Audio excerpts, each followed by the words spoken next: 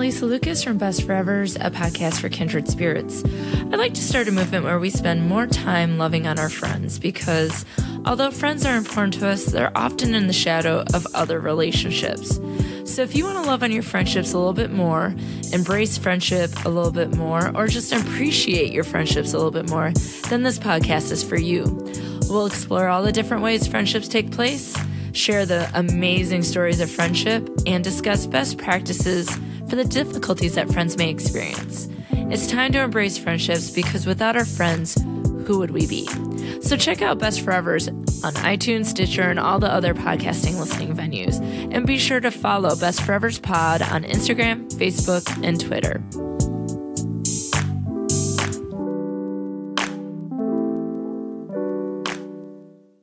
Mommy, this circular content that is not suitable for kids like me.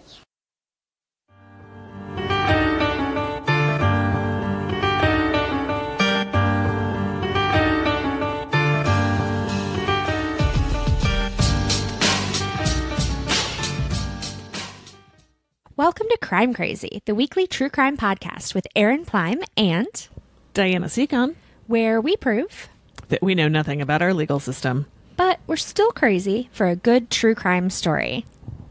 Hey, Diana. Hey, Aaron. We may have to change that. I learned a lot of shit today. Did you? I did. Something I didn't even know. It was one of those like crime adjacent things that I had never considered. And then I learned about. It'll come up at the end of my story. You'll have to just wait. Oh, you keep teasing me with these things. I know. I like it. Build the suspense. Exactly. Keep everyone engaged. Yay. So we're going to mix things up starting this time. See how it goes. Yeah, we are. And we're going to start with super happy fun stuff. We are. So first up, we would like to tell you that Crime Crazy is sponsored by David Hatt and Seb Bryce. Thank you. Two of our favorite boys. Yes. Patreon sponsors support Crime Crazy at the $10 a month level or higher. But you can also support us at a bunch of different levels, including one-time donations. Our new goals include a new logo and stickers, because, well, I need stickers. And what are we saving Patreon money for, Diana? Something exciting. Oh, we're going to that conference in Chicago. That's going to be so cool. Cannot wait. It is a conference of true crime podcasters. How much more fun could you possibly have? Like, I'm not sure. Although this does make me think that we need to speed up this new logo getting process so we can put it on t-shirts so we can wear them at the conference. I definitely agree. Which means, guys, we need you to go visit Patreon, look at our different adorable levels, and support us. And then come and see us. Yes. Oh, it's going to be so fun. All right. You can follow Crime Crazy on all the social medias at Crime Crazy Pod or visit our website at crimecrazypodcast.com. Find all of our episode information and how to follow us personally if you want to see weird things about my house and kid and Aaron's kids pie. Mostly. Yeah, and pie cookies. Pie day cookies. Yep. Yep. And then, of course, leave us a review. That is the best way to support Crime Crazy. Yes. So leave us a review. We love hearing from you in the form of reviews and really any way. This week, Aaron, we got reviews. What? We got reviews. We got lovely reviews from our friends APB Finance and JS Thy Art Murder. Ooh. Thank you. Thank you, guys. So exciting. I feel so loved. If you leave us a review, we might shout you out or repost you on social media, or I don't know. How about we send them our firstborns? Can I send them my lastborn? Because we had to put that little one to bed before 5 p.m. today if she was going to survive the night. Well, from my end, it doesn't matter because there's only one. So we can put up our firstborns, our lastborns, our middles. It's all good. Okay. I'm with it. I'm good. All right. Awesome. So we like reviews of all kinds and value feedback of all kinds, but We like the 5-star ones the best. I mean, come on, who wouldn't? Also, we're going to be way better at this by next week. It's true. I think it's great. Let's move on. All right. So, Erin, you have been teasing me about all of these things that you learned this week. Oh my God, Diana, I learned something this week. I'm so excited for you. All right. So I learned something. This is tangentially related to a crime. Okay. In that my sister, for my birthday, which was in May, has recently, as in like last month, sent me my birthday present. And what it was all of the Robert Galbraith books. And here is where I feel a little less bad about being such a terrible Harry Potter fan. Because that look that you just gave me with the like, it sounds vaguely familiar, but I don't know what you're talking, was exactly my, yeah. So Robert Galbraith is J.K. Rowling's other pen name. Once you said Harry Potter fan, it clicked. Because I'm so bad with remembering authors. Like, I'll remember books. Yeah. Do not know who wrote them. So I listened to, I listened to and read. I decided to do both for Cuckoo's Calling. Okay. And now I am on to The Silkworm and a couple and so it's murder related because these are mystery books because he's a private eye. Mm-hmm. And the first one, there was like death in it. I don't know if there's death in this one or not. We'll see.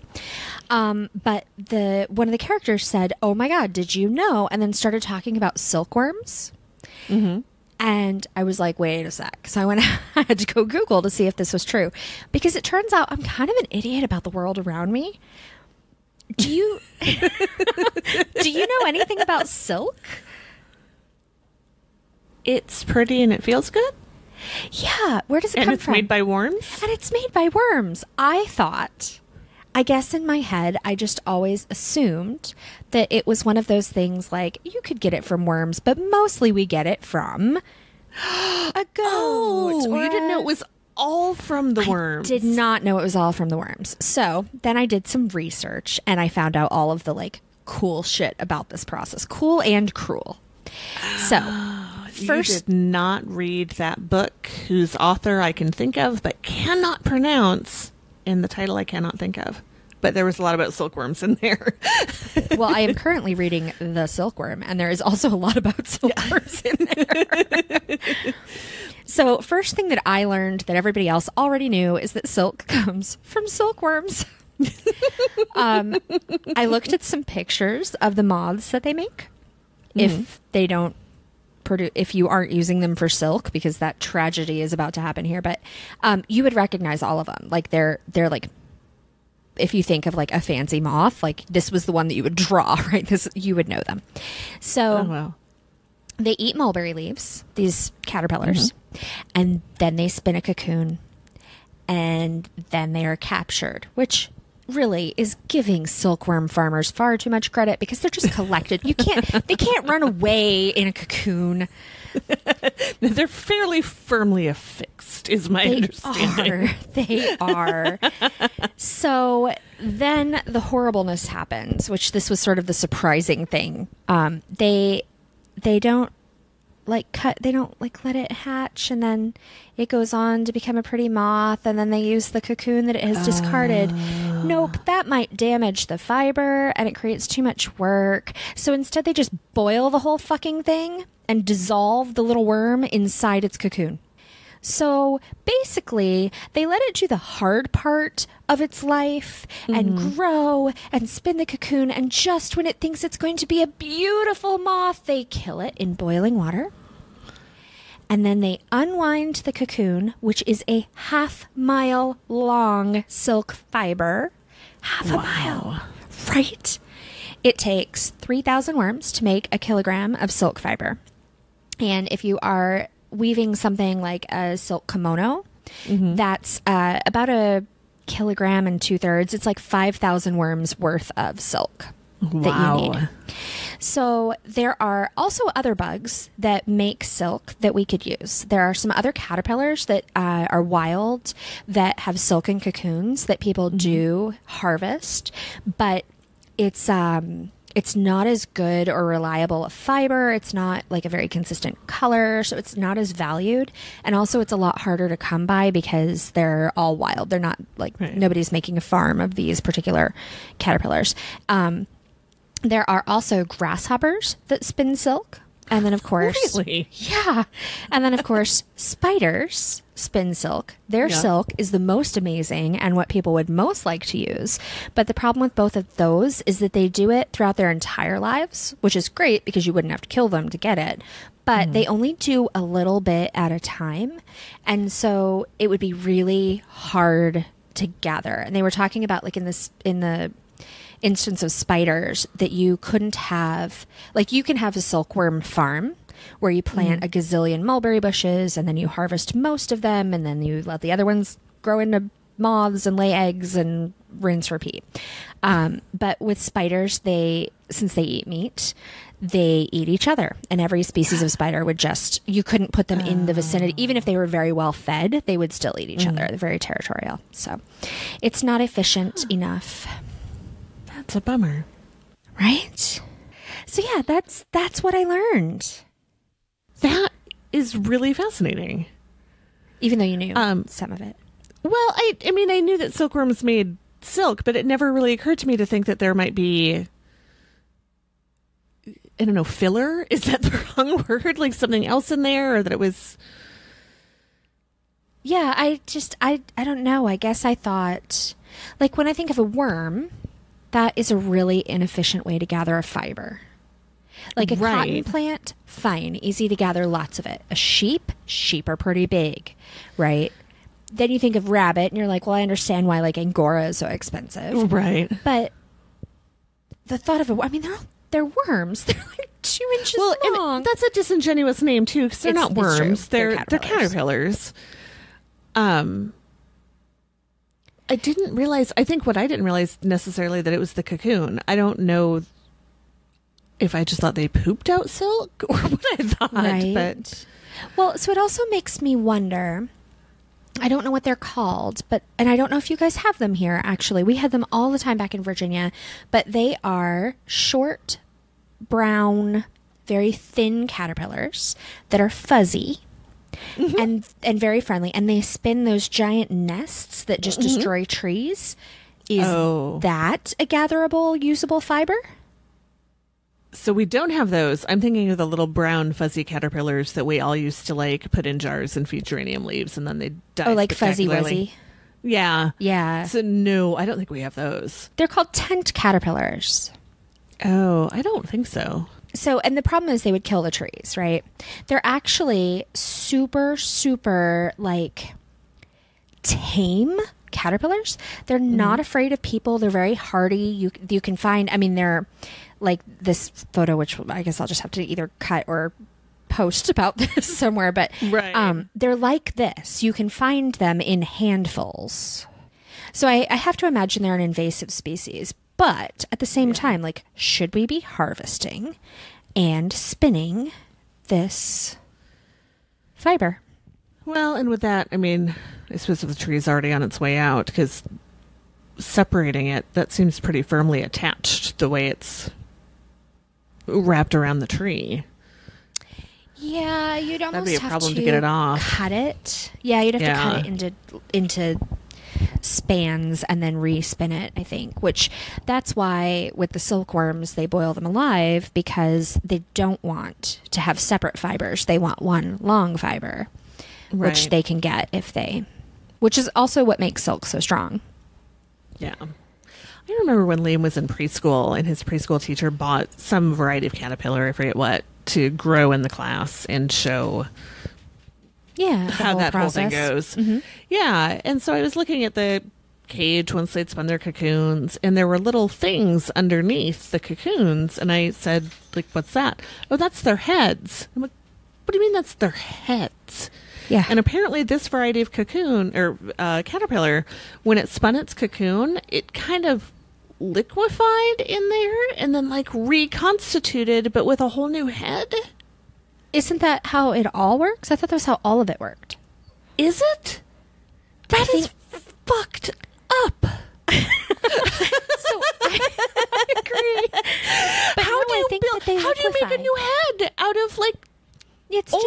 shell of their head. But it's just the shell of their head. It's not like their nervous their system. Tiny or... brain is floating around in there? All of them is floating around in there. That's why they have to build these strong cocoons. Otherwise, they could just be like frogs and have their bodies change out in the open. Right, but then their brain's just unprotected. That seems like a really bad idea. Although they're bugs. I suppose their brain is not super valuable to the... Well, and their brain is not like our brain either, right? It's nerve endings and whatever, but it's not like ours. I suppose. I don't know why. That has just always deeply freaked me out. Yes, but it's not unprotected. They have a new... It's just that it's like your entire body going into your skull and being protected by your skull, right? It's not making me feel better about things. Got nothing. What did you learn this week? Because I assume it's not liquefied caterpillars. No. So you're going to laugh at this, and then I'm going to explain it. I'm ready. Corned beef is Irish. Okay. So I do want to laugh at this, but at the same time, I understand where this is coming from because I believe I heard you last week telling everybody it wasn't. Because I was wrong. Okay. So I am ready. Tell me how corned beef is Irish. Okay, so first of all, I have to say we are recording this before my favorite holiday, which is St. Patrick's Day. Woo! It's my favorite. So I had to look up something Irish and came upon corned beef because, again, that is the story I'd always heard, that the reason corned beef is associated with Irish people is because when they came to this country, they moved into Jewish neighborhoods and they had adopted corned beef from their Jewish neighbors because they couldn't get Irish bacon because you still can't get that in this country unless you know where to look. Right. So it was like the closest thing to what they wanted. It was the closest thing that they had, so they adapted to it. And that's a tiny bit right. But there's more. So traditionally, beef wasn't really eaten much in Ireland. Cows were a very important source of dairy, but they wanted to keep them alive because dead cows don't produce milk. It's true. It was actually the English that brought their beef-loving ways to Ireland, and then in the 1660s, they passed the Cattle Acts. And these laws prohibited the export of cattle to England and kept Irish beef in Ireland, making it more affordable for the average person. Okay. Beef was often salted to preserve it because no refrigerators. Yeah.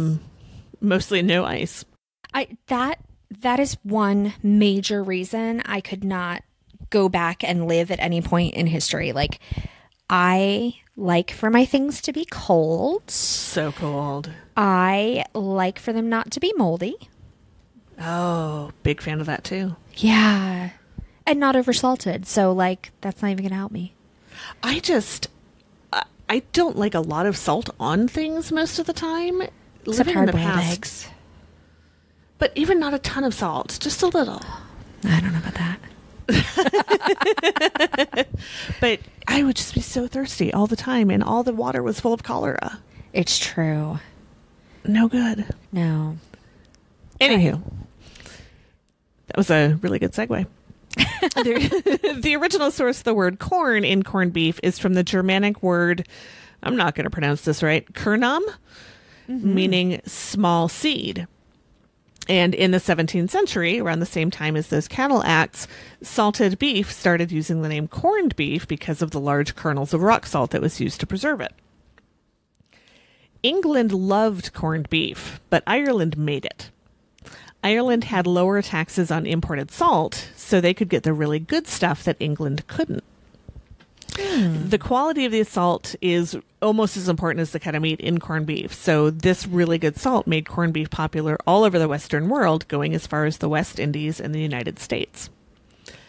But as demand for the Irish corned beef grew, prices went high enough that the regular Irish family could no longer afford it. Oh. So they went back to primarily eating pork and a new crop from South America, the potato. Ha ha ha. The new crop, the potato. Yeah, so that didn't guess I assumed they always had. No, that was from South America. Potatoes from South America. Interesting. Yeah, so the potato was brought over. It grows great in Ireland because it's damp and kind of cold. But then, I don't know if you've heard about this, but it's the potato famine. Wiped out a whole lot of Irish people. A lot more Irish people came to this country and Canada. Yeah. That's how my family came here. So the Irish weren't exactly welcomed with open arms into the U.S. What? No. Yeah. You ever seen one of those antique no colored, no Irish signs? Yeah. We're a terrible people. Pretty much we don't like anyone. Oh, so. Goodness not. We certainly don't. So since the Irish weren't really embraced, they often settled in Jewish neighborhoods, and the Jewish and the Irish communities came pretty close. Sure. It's likely that the Irish folks were buying their meat at Jewish butcher shops. And Jewish butcher shops really like to work in brisket. So it's likely that the Jewish butchers used that cut of meat to make the corned beef that their Irish friends and neighbors craved. Oh, that's such a happy story. Yeah. So although the roots are in Ireland, corned beef is really an American food. Mm-hmm. If you find yourself in Ireland on St. Paddy's Day, you'll notice that, A, it's not much celebrated there. And you'll probably be served good old Irish bacon, which if you're local, Irish on Grand sometimes has it. It's pretty good. So tell me about Irish bacon, because you keep talking about this. I'm very familiar with corned beef. So Irish bacon is it like the pork version of corned beef? No. It's bacon from a different part of the pig. Oh. You should look at my sign in my kitchen, which lays out the English bacon, yes. The Irish bacon, and Canadian bacon. At your pigs. Yeah. By the way, my sister, the vegan, bought me that sign. Oh my God. It's a little bit thicker. It's almost like very thin pork chops, but again, slightly different part of the pig. Gotcha. So yeah, a little bit more hearty, a lot less fatty. Still super salty? Oh yeah. Does it crunch? Can you make it crispy? I'm not a great cook, and I was cooking on a stove in a hotel, or like a Airbnb. So I never got it to crispy. It's a little bit too thick almost to get crispy. I think if it's crispy, you wouldn't want to eat it. Right. Yeah. Jerky. Yeah. I have some things to say about jerky at the end of this episode. I didn't know you had such strong feelings about jerky. Nope. I do have strong feelings about this. Okay. I am intrigued. Your thing you learned is the perfect segue into my crime. So I'm going to go first. Awesome. That's amazing. All right. So, I warned you that this was going to happen. Just so you know, this should not be a shock to anyone. Because the woman that was murdered in the story that I did last week told all of her friends that if she went missing, her husband had murdered her and fed her to the pigs. Mm-hmm. And I said, I just know this is headed toward a pig story. Here's the pig story. Yay! Delicious, delicious pig. You would not want to eat this woman's pigs. Well, or maybe you would. We'll talk about that later. Susan Monica is a female serial killer.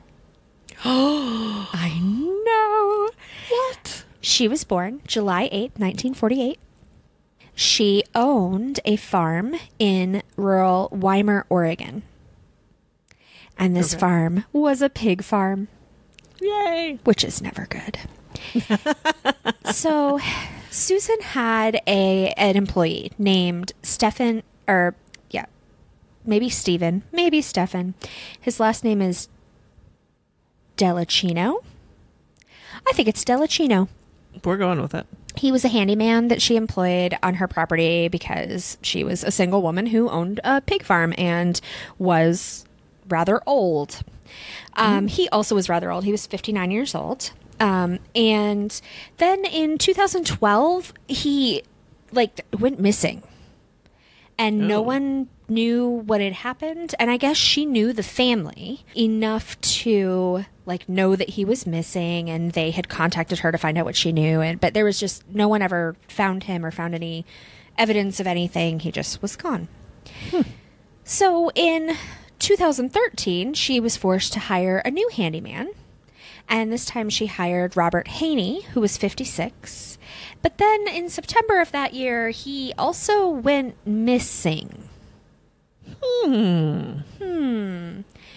So in January, the authorities arrived at Monica's house because she had been using Haney's food stamps card to buy her groceries.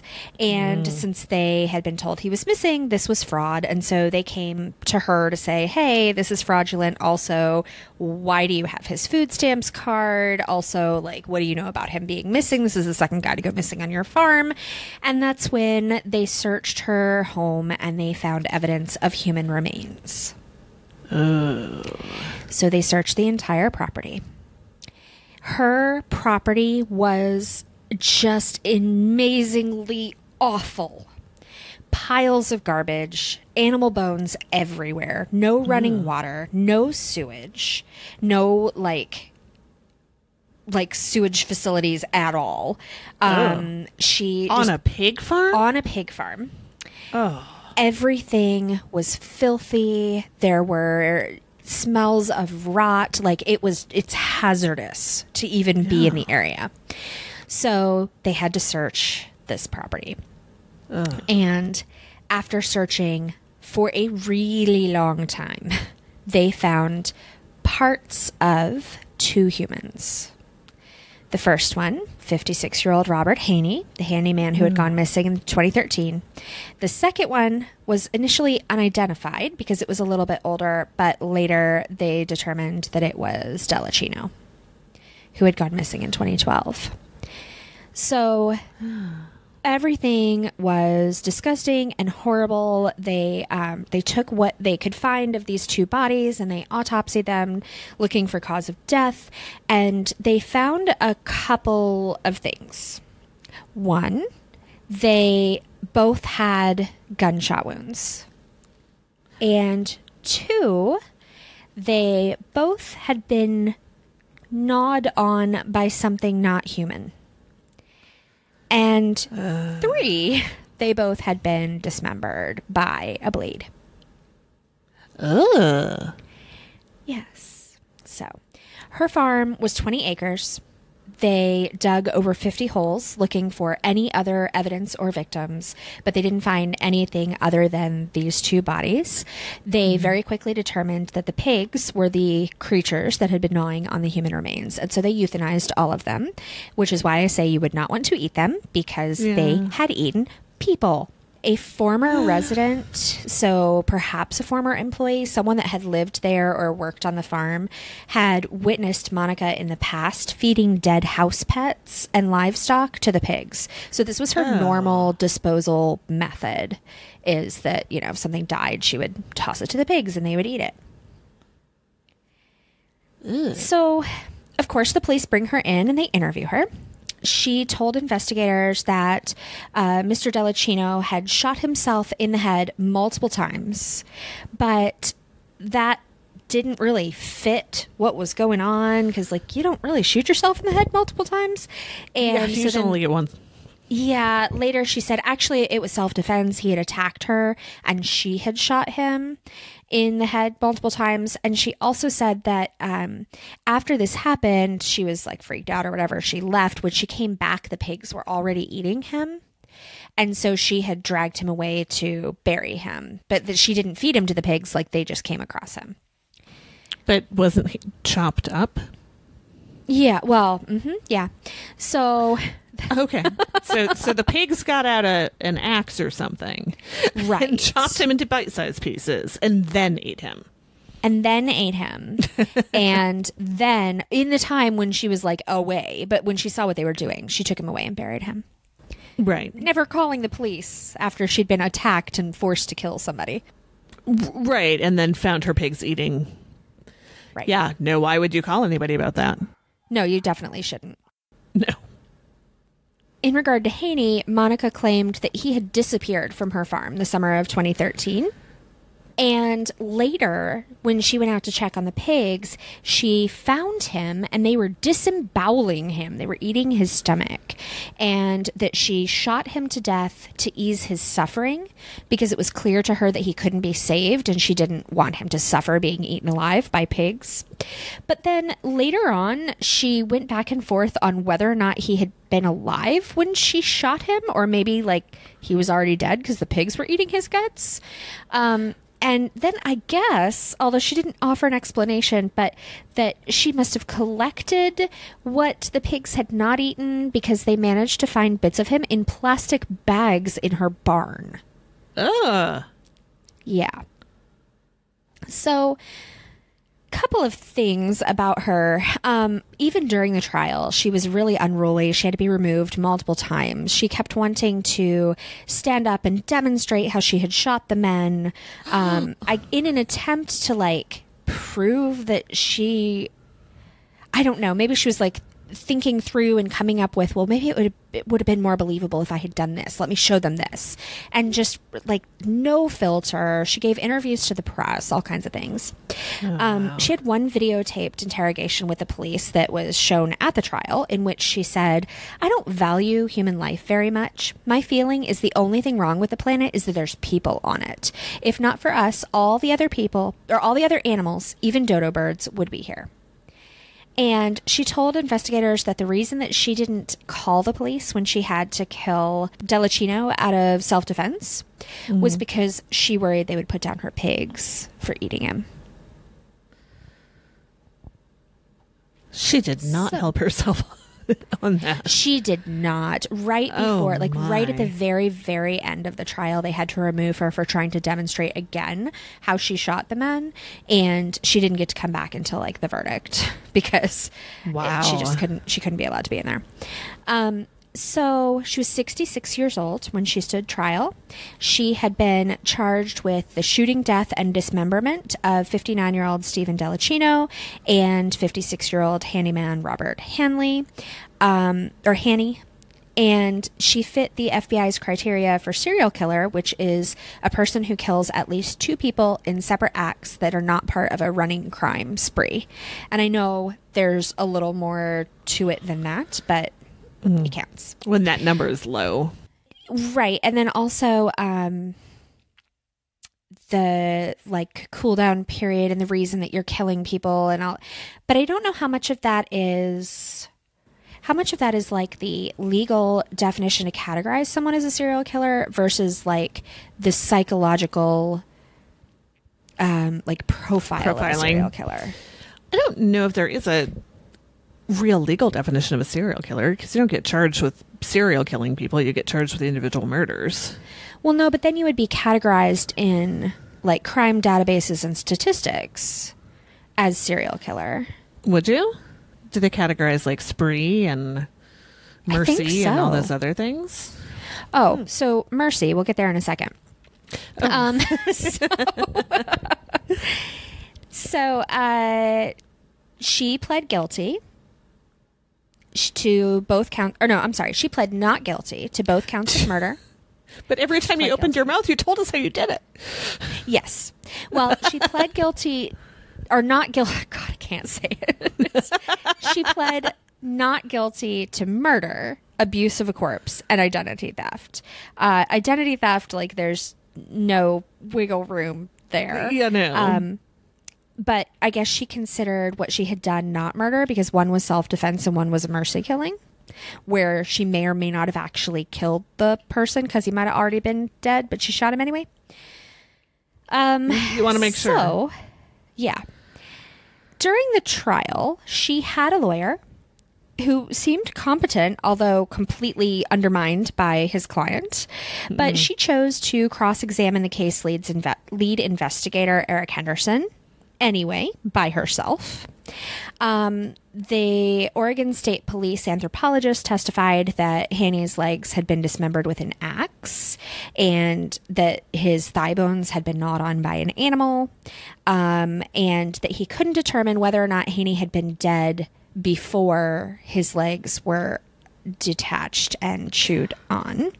Shit. But he did know that Delacino had 3 or 4 gunshot wounds to the head. So since it was a shotgun, it's a little harder to tell because it's not like a clean bullet hole.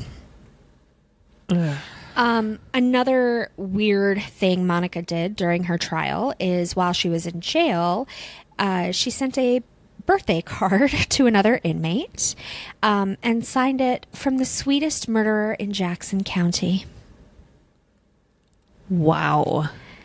Another thing that she did. But wait, there's more?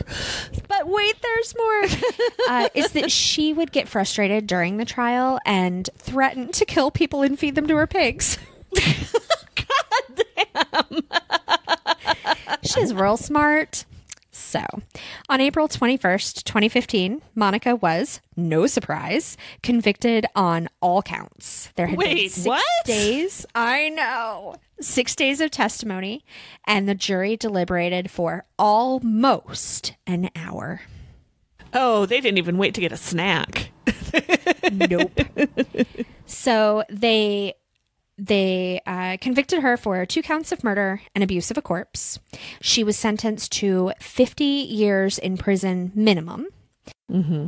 They did allow her some time served on the conviction of identity theft. So all the time that she spent in prison waiting for the trial, like that. But who cares? Like, she was 66. She will be there for at least another 50 years. Woman is never going anywhere. No. So after the verdict was read, Monica addressed Haney's family and stuck to her story that she had disemboweled Haney, or that she had discovered he was being disemboweled by the pigs. She didn't know how it had happened, and that's why she had killed him. She said that she never told anyone because, quote, I couldn't bring myself to call you and simply to say, hey, your father has finally showed up. Come get him out of my pig pen. I couldn't do it. The jury did not buy that she shot Delacino 5 times in the head in self-defense, mostly because when they looked at the evidence, he would have had to have been lying face down on the ground to have been shot the way that she shot him. So not really a position in which you need to defend yourself. And there is no such thing as a mercy defense under Oregon law. So even if it were true that she had discovered the pigs randomly eating someone and shot him to put him out of his misery, it's still illegal. So there's that. But here is the thing that I learned that I had never considered before. Something has to be done about her property. Yeah. So it has to be cleaned. It poses a health risk. During the investigation, in the very, very early days of investigation, a bunch of the police officers investigating got sick.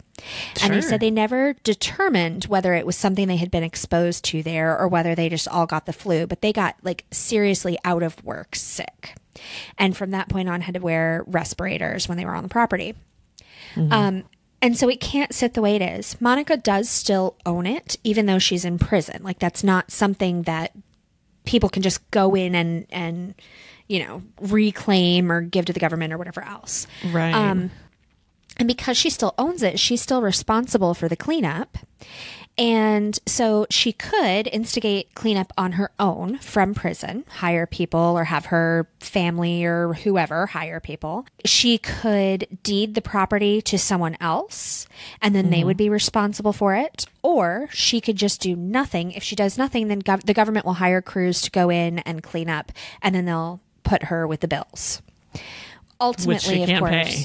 Yeah, ultimately, she'll never be able to pay them. However, you do get money in prison, even if nobody gives you money in prison. You're allotted a certain amount. And some of that, I think they are required to actually, you have to end up with it. But most of it, they would just take back. So, right. So the first time they visited and they looked through everything, they found, the raw open sewage and improperly stored tires and condemned buildings and just all places that were unfit for humans to even be. And it wasn't the first time actually that they had been out to the farm because of a complaint. But at the time that they went out the first time, there wasn't, like, it was just more of a, hey, it's awful here. And so what happened was whoever it is, the public safety or whoever, went out and put up don't trespass or no trespassing signs. But because there was nobody complaining that it was affecting them, and if you just stayed off the property, you were fine, they didn't have to do anything else with it. And so that was it. So no code enforcement actions of any kind. However, now that is no longer the case. They believe they will have to do a special hazardous material inventory before they can even hire the cleanup crews. It's already an unsafe condition. They know that there is risk of illness because it happened to the police officers. Right. They're going to have to do a hazardous site evaluation, and then they can figure out what is going to happen and who's going to be in charge of everything. She could sell her property as is, but when you sell a property in Oregon, you would have to have full disclosure of all environmental problems associated with the site, including the nature of the crimes that took place on premises. In 91, she bought it for $35,000. In 2014, it should have been worth $272,000. She owns the property outright. She has a $2,100 lien from a construction company that she never paid, but it's worth a lot more than she bought it for. And so she could. But I bet that won't go anywhere near the cleanup. No, I would imagine not. But it might, well, I don't know. If it was close, it might be in her best interest to deed it to someone else. I don't know. Right now, her defense attorney spoke on the topic, and she said that Monica plans to hold on to the property at least until after her automatic appeal because she doesn't want to let it go. Don't think she's getting out. No, I agree. But I wonder if it's kind of like, it is the only thing I have in the entire world, and if I just give it away, then I have nothing.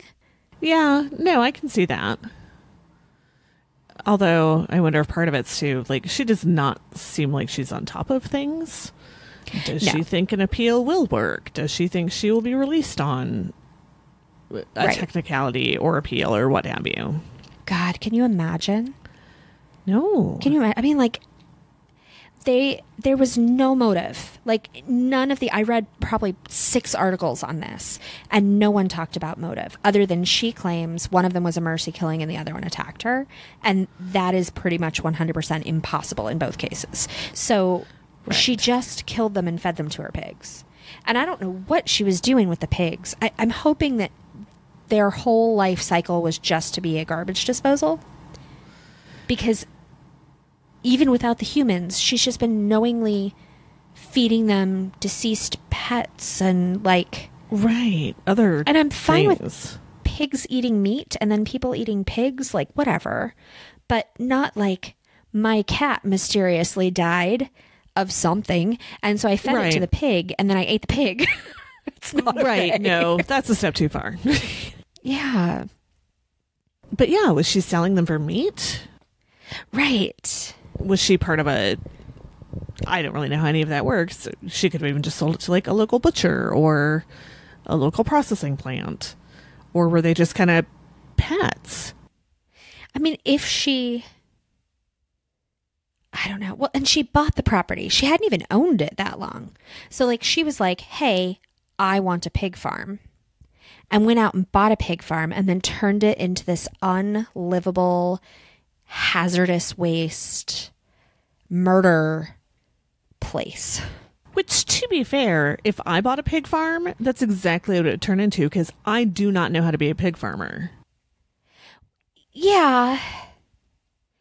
But I don't think it would turn into it that way. If you bought a pig farm, maybe the pig area would be like that. Surely you would have plumbing and running water and not piles of filth and garbage in your house just because you don't know how to tend to a pig. That's true. I probably would not have lost my ability to wash floor. Right. And really, between the time that it went from $35,000 to a market value of almost $300,000, if you decided you weren't good at pigs, you could lose the pigs. Could do something about that. Yeah. Weird. Upsetting. Yeah. But also, I got to tell a story where pigs ate the body. And you know what's really disappointing? It didn't work well enough. No, I thought they would do a better job. I agree. I wonder if it's because she collected body parts and put them in bags. Like if she had just let them continue, maybe it would have been okay. Maybe, but I also think that I would maybe not necessarily get myself in between a pig and what it's eating. Especially if what it's eating is the same species as me. Right. Yeah. Yeah. Although, honestly, really, I don't know that I'd get between a pig and any food, whether or not it was me or not. I agree. That just seems like a real poor idea. Yeah. Yeah. So there you go. I would also like to point out that this is not the only serial killer who fed their victims to pigs, and that I did not do the more popular one. And I'm not even going to tell you who it is, but I wonder if any of our listeners could, because I read the name and I was like, oh, wait, that's one I know. Yeah, no, I totally know who it is. And somebody else just did a 3-part series on it. Awesome. Which is very good. So if anybody knows what we're talking about, you should go listen to it. So Diana, any pigs in your story? Oh, definitely not. Oh, okay. We're going to go to the other end of the spectrum here. The other end of the spectrum? What's the opposite of a pig? Paris. Ooh, all right, I'm in. Although only very briefly.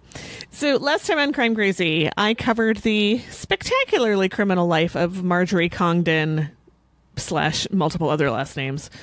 The woman who started out her criminal career by probably encouraging her ne'er-do-well husband to murder her millionaire mother for the money. Probably. So this week... Probably is generous. Definitely. Yeah. So this week I decided to see if there were any other criminal heiresses, and there are. There are quite a lot. Although a lot of those stories are overshadowed by stories of the heiresses that just had a real shit life, and it was kind of sad. But this one is, I mean, people get murdered, but it's not as tragic as some of the other heiress stories I read. Okay. So for today's Rich Women of Crime, I present to you Alice Silverthorne de Jonze, which I am pretty sure I am not pronouncing correctly. De Jonze? It's Dejanze accent aigu. Okay, that sounds right. Sounds good. I know, but it just seems like a weird name.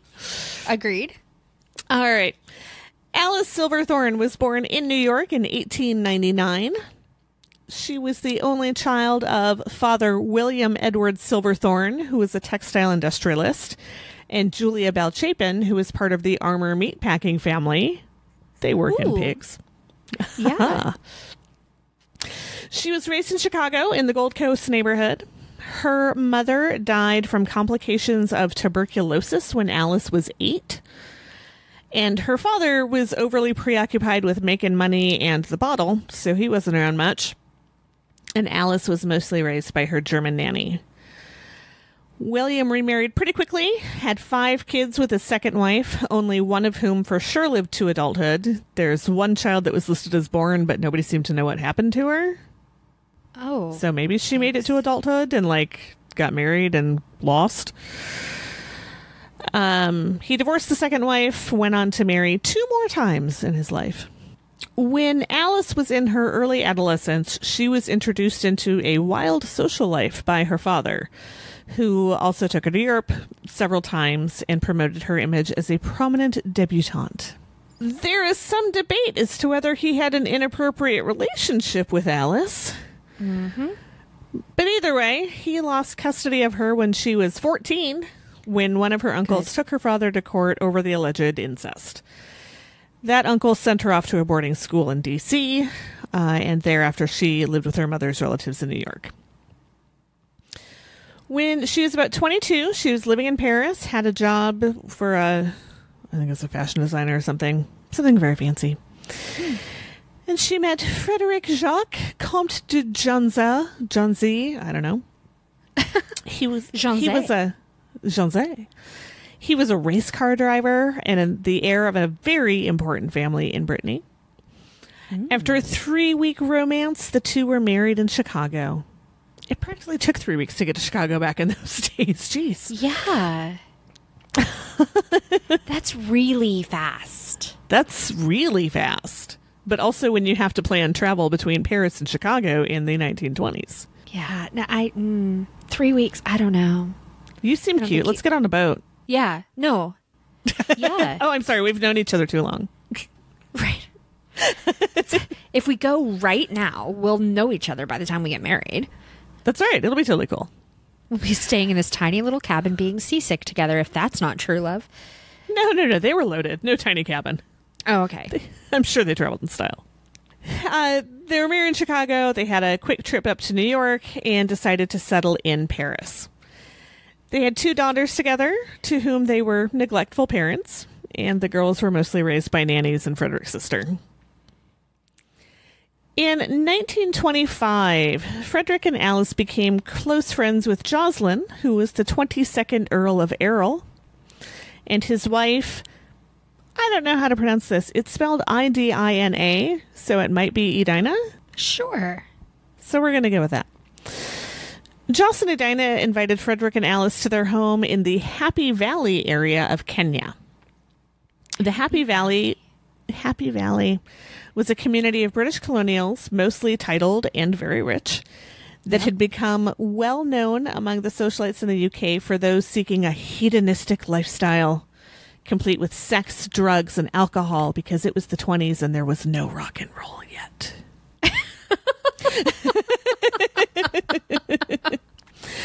Well, Frederick and Alice took a house there, became neighbors to Joss and Edina, and Alice started up an affair with Joss.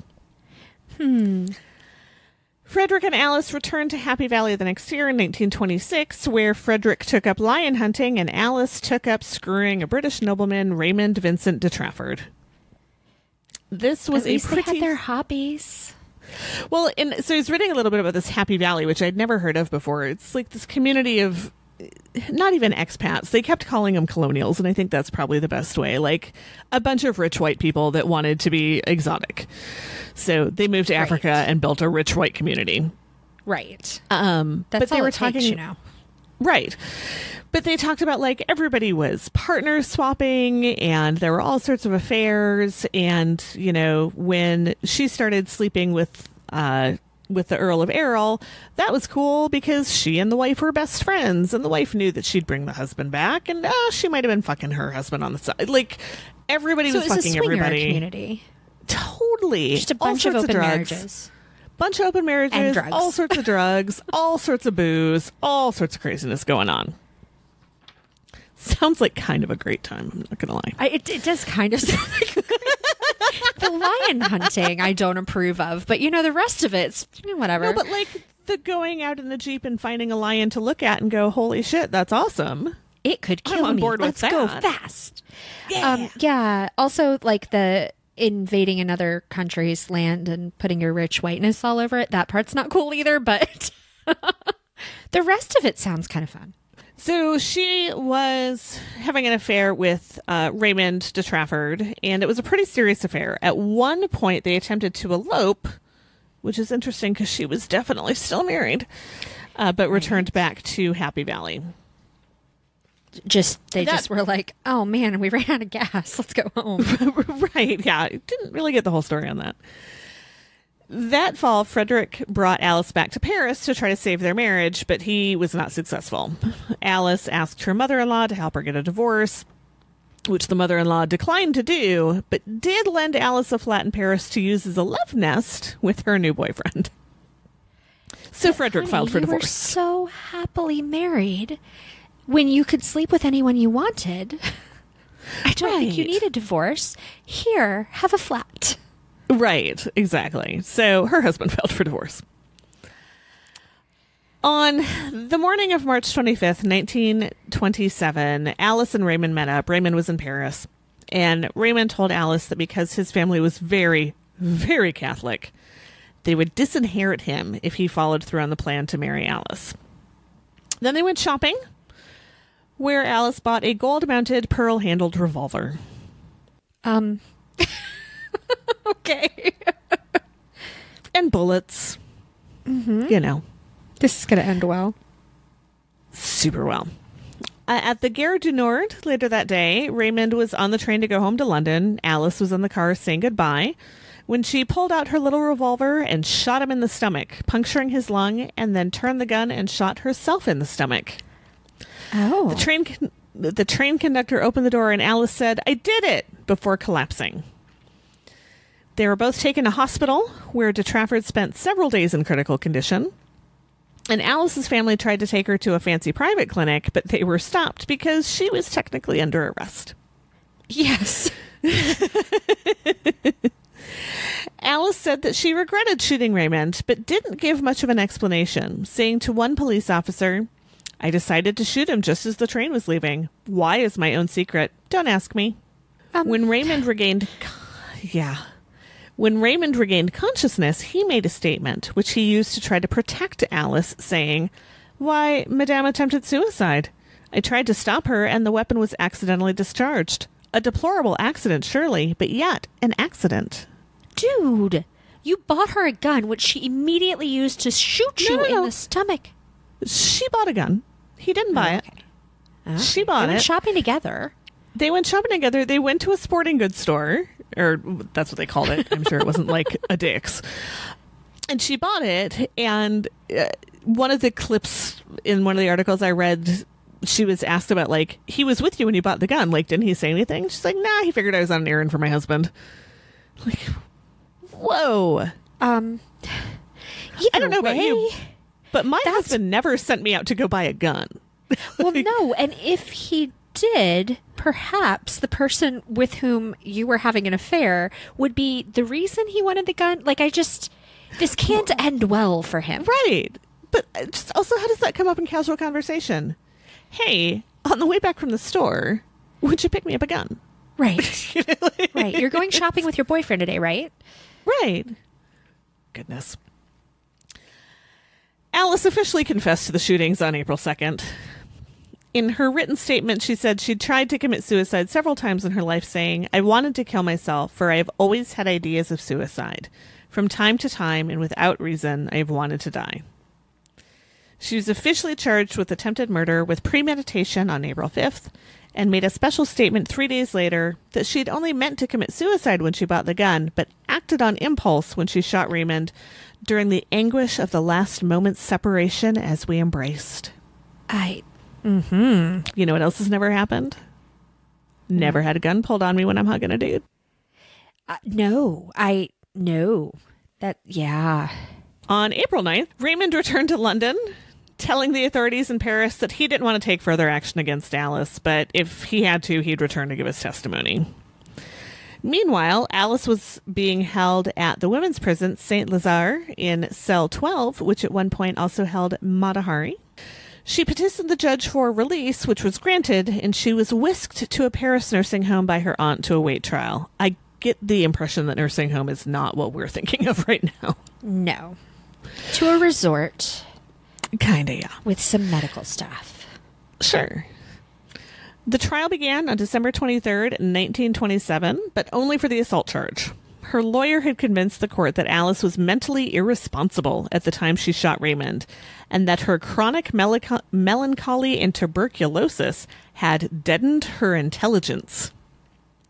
She had chronic TB? She did. She had chronic asymptomatic TB. Oh. Yeah. I mean, I do feel like this woman could have benefited from some antidepressants, it sounds like, and some therapy and maybe antipsychotics, but certainly some sort of help. 1920s. Yeah, no, I know, but like none of that existed. She could have also used some antibiotics to take care of that TB. Also antibiotics, yes. Yeah. She received a suspended sentence of 6 months in prison and a fine of 100 francs, which was approximately $4 at the time. And under the First Offenders Act, she was immediately released. She received a full presidential pardon in 1929, so full that even the 100 francs was returned to her. Why? Why? There was some fuss, I think, from her family and from his family that her notoriety was fucking with their business. Like, around this time, like, her family in the States was releasing statements about, we've always been a really good family, don't look at this. Her aunts were telling her not to return to Chicago because she wouldn't be welcome in any of the neighborhoods. Like, it was a situation. I mean, okay. Yeah. That is exactly why you should pardon somebody. Exactly. I mean, In the midst of all of this, Frederick de Janzé won his divorce from Alice on the grounds of desertion. I suppose it is desertion when you go to jail for shooting your lover. Right. Alice received no alimony, and Frederick got custody of the children. Good. The civil divorce was followed by an annulment from the Vatican, and Frederick's attorney warned every newspaper in England to never, ever, ever refer to Alice as Countess de Janzé again. Well. Yes. In 1928, Alice returned to Kenya, but was ordered to leave by the government as an undesirable alien. Oh my God. The entire country was like, get out. Nope. While she was working on her plans to get home, because apparently just getting on a damn plane was not an option, she stayed with a writer friend and took up with Lord Errol again. When she returned... Want to think twice about the likelihood of, getting shot in the stomach. Oh, he certainly should have. Oh, God. When she returned to Paris, it was revealed that she had again started an affair with Raymond Vincent de Trafford. I wish I had screenshotted that face. There were many rumors about an impending wedding between the two, but that didn't actually take place until 1932, and that marriage lasted 3 months, ending when they got into an argument on a train. Oh, it gets better. No, this is so good. Alice told Raymond that she'd purchased the cottage in Happy Valley where they'd started their affair, which turned out to be like a massive farmhouse, and thought it would be the perfect honeymoon getaway. Raymond wasn't thrilled. There. Well, he eventually talked the government into letting her back. Oh. So she was by that point. But Raymond wasn't thrilled about that idea, and while they were arguing, Alice absentmindedly reached into her purse, which terrified Raymond, and he fled. She later said she didn't have a gun, she just wanted to powder her nose and was grabbing it from her purse. I don't know if I believe that or not, but it's still quite the picture. It's awful. Raymond fled to Australia. Alice filed for divorce. Legal shenanigans occurred, and they were divorced in 1937. She ended up having to sue him for desertion because he would not come back.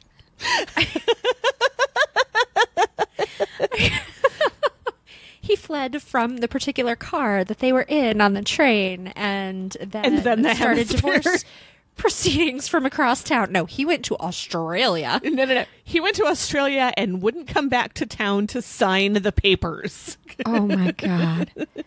And yet he married her. Oh, yeah. Well, again, one of the articles was, she would talk about how they had this wonderful love story, and of course they got married and blah, blah, blah. And the writer pointed out she had to beg him for 3 years to marry her. But he did. But he was too afraid to be in the same continent as her. Fair enough. Alice returned to Kenya, to the large farmhouse where she and Raymond first fell in love. She took care of her animals, including lions and panthers and antelope, read and developed a drug problem. In 1941, Lord Errol was found shot to death in his car in Nairobi. Although Alice had an alibi, she was with her new guy, Dickie Pembroke. Her history with Errol, drugs, and shooting lovers made her the prime suspect in Errol's murder. Yeah. The morning after his body was discovered, Alice went to the morgue to identify the body. She left a tree branch on Errol's body, whispering, "Now you are mine forever." Creepy as fuck. Sir Henry John Jock Delves Broughton was eventually charged with the murder because Errol had been sleeping with his wife Diana, but he was acquitted due to lack of evidence. All the evidence points to Alice having committed the murder, but she was never tried. In August of 1941, Alice was diagnosed with uterine cancer and had a hysterectomy. She attempted suicide in September, but was discovered by a friend who called a doctor to pump her stomach. She survived that suicide attempt, but not the next one. The next week, on September 30th, 1941, a servant found Alice in her bed, dead from a self-inflicted gunshot wound. She left 3 suicide notes, one to the police, one to her daughters, and one to Dickie Pembroke. The contents of those letters have never been publicly disclosed, although the coroner in Nairobi stated that the contents of Alice's letters were such as to merit their being destroyed because they constituted damaging revelations of a social and political nature. Oh no, I want to read them now. So hard! So one of the articles I read, one of the authors, because there are a couple of different books written about this, one of the authors was saying, well, Alice was, distraught over her loss of youth and beauty and all of that, and that's why she committed suicide. I think it was the uterine cancer, because even now, that is a rough one to beat. And in the 1940s, is that what it was, 41? Well, and she had a history of suicide attempts and was not mentally healthy. And she had done horrible things. It doesn't seem like that much of a stretch. No. And then, probably and then was a pretty decent way to go. Way better than cancer. Yeah. Wow. So I would also like to point out that in the spirit of Women's History Month, we both did women murders. Equality. We can be horrible too. Although, also your story was full of really stupid men. Oh my God. She must have been really good in bed. That's got to be it, right? She was beautiful. Was she? Beautiful. Sometimes when you hear like past starlets or past, socialites, whatever, are beautiful, and you see a picture and you're like, whoa, she was beautiful. Through the ages, classically beautiful. And it sounded like she was a real good time. She was known to be kind of what my grandpa would have called a shit disturber. She was loud and she had opinions and she swore and she drank and there was the morphine, which was a situation. But, So if not for all the shooting people in stomachs, she would have been a real badass. Right. Well, so they talk about like they were hugging and she pulled out the gun like between them and shot him and then turned to shoot herself. And apparently her wound was initially overlooked because it wasn't super extensive, even though later on she would tell people that she'd been gravely injured. It wasn't. Right. One author said that she had just lightly shot herself. Lightly shot herself. Just a little light shooting. And Gently. Maybe it was gently. It was one of the two. It was just a wee bit. I know that we can't assume that she knew anything about dying from a gut wound, but my understanding is that's awful. Awful. Yeah. So what a cruel, you didn't just kill him, but you killed him slowly. I mean, she didn't because he survived, but her intent was to kill him slowly and painfully. But again, it is kind of a miracle. So he lived until 1971. He lived to be a decently old guy. There again, no antibiotics. He got shot in the guts. Yeah, where there's all sorts of shit that should be contained where it is. Right. Yes. And survived it went into his lung. And it punctured his lung, and he was out of the hospital within a few weeks. That's amazing. In the 20s. Yeah, that's amazing. Yeah, no, it's really amazing. They kind of glossed over that whole part. Right. But yeah, no, he made what, I mean, I'm going to call an amazing recovery because he was shot in the guts in the 20s. Yeah. And lived past it. Right. Lived another 50 years. Yeah. Huh. All right. Well, I don't know where my story is going next because, like, pigs was what was exciting to me. I feel like I need to move beyond that now. Yeah, I don't know where I'm going next either. I'll have to think about that. Right. So many great threads from both of these, though. I know. There's a lot of places. I actually thought about keeping that second murder for a second story, but I did that last time. That seemed redundant. Yeah. Right. You gotta keep mixing it up. That's right. And there wasn't nearly as much on that second murder as there was. That gets more into the trial of that very clearly innocent man, which isn't as fun. Right. Although it would have opened up another thread. Although I guess it could open up another thread anyway. Trial of an innocent man. That's true. It could. You never know where we might go. It's true. We're unpredictable. Mostly because I don't know how much in advance you research, but I did mine today. I also did mine today. We surprise ourselves. Yes. So I don't know if your weekend will include or if your past week has included any podcast listening, but I listened to some podcasts this week. Ooh, what'd you that listen I to? want to share. So I listened to several but then I don't even know how to start this story. Basically, I saw a piece of episode artwork and I looked at it and they were showing off like they have like a mascot that's a raven for this podcast.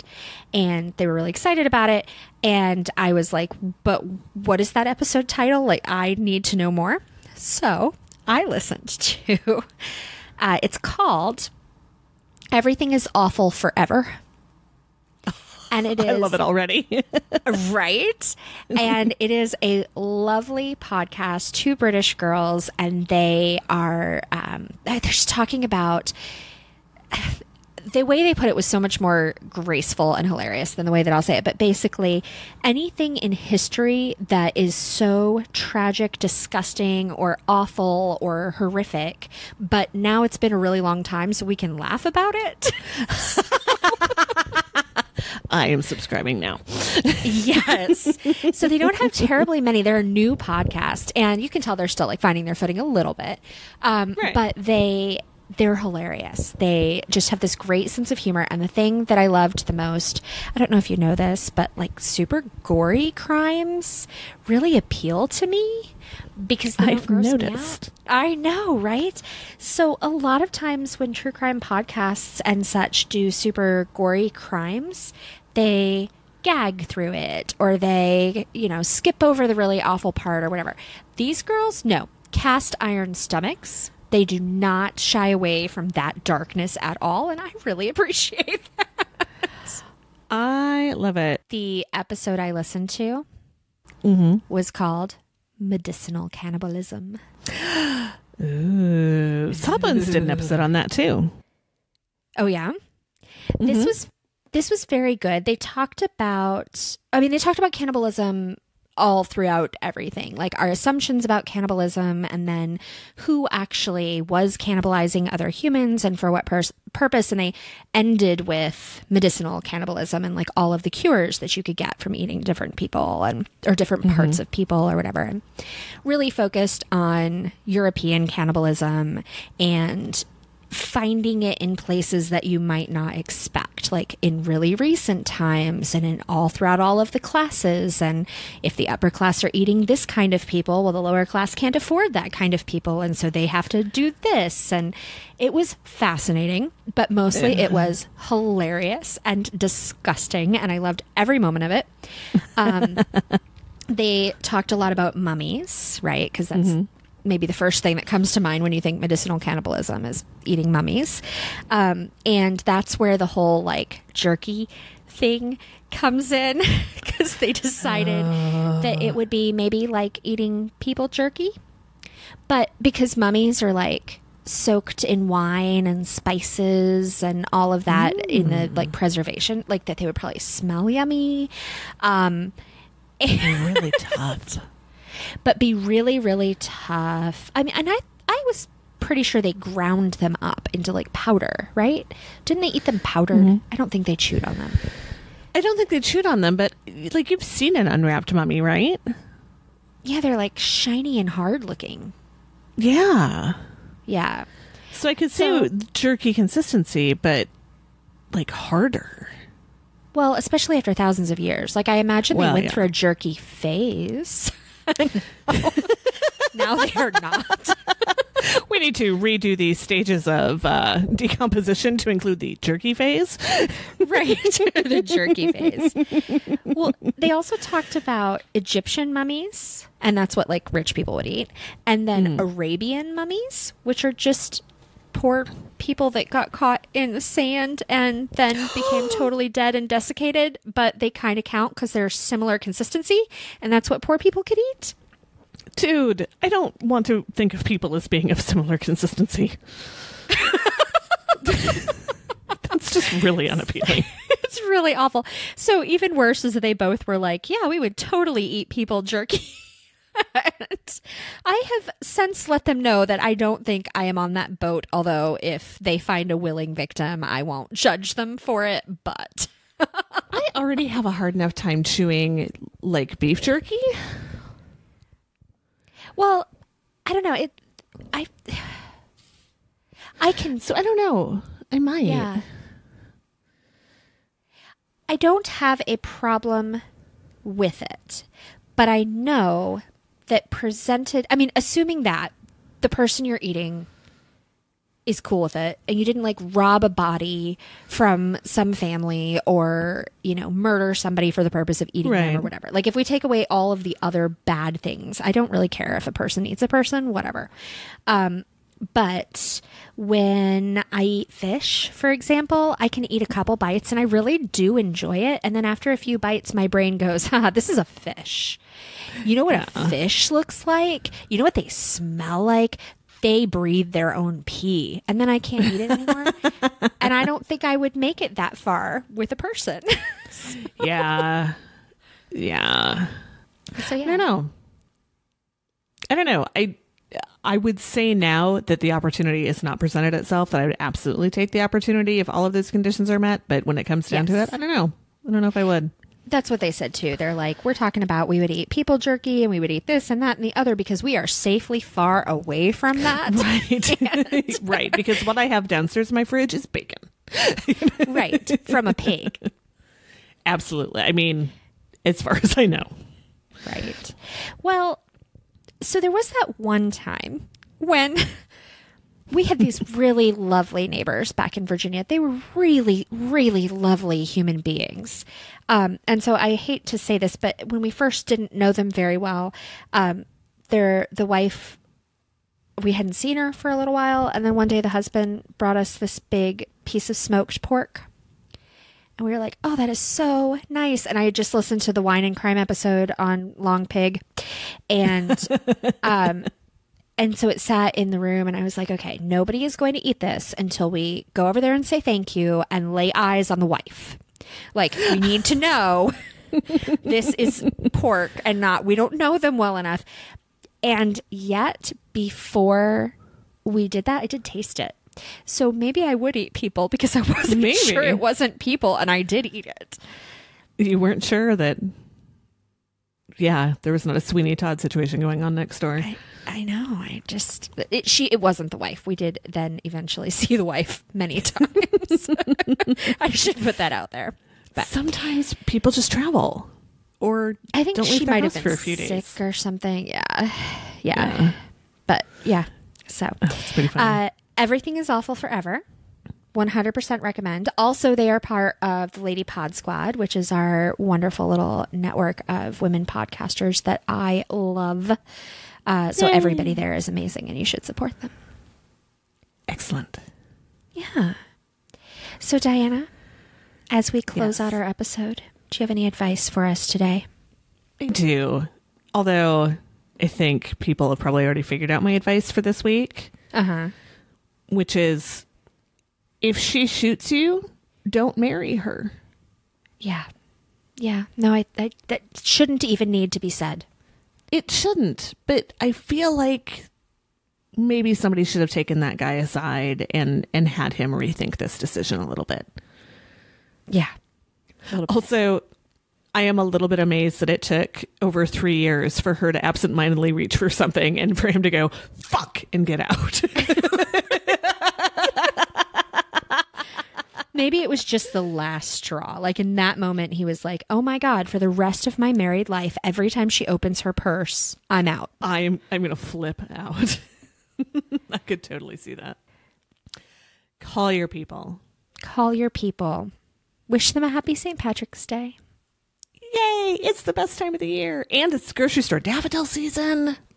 Yes, I have some daffodils. Call your people. Buy daffodils. And don't end up on next week's episode.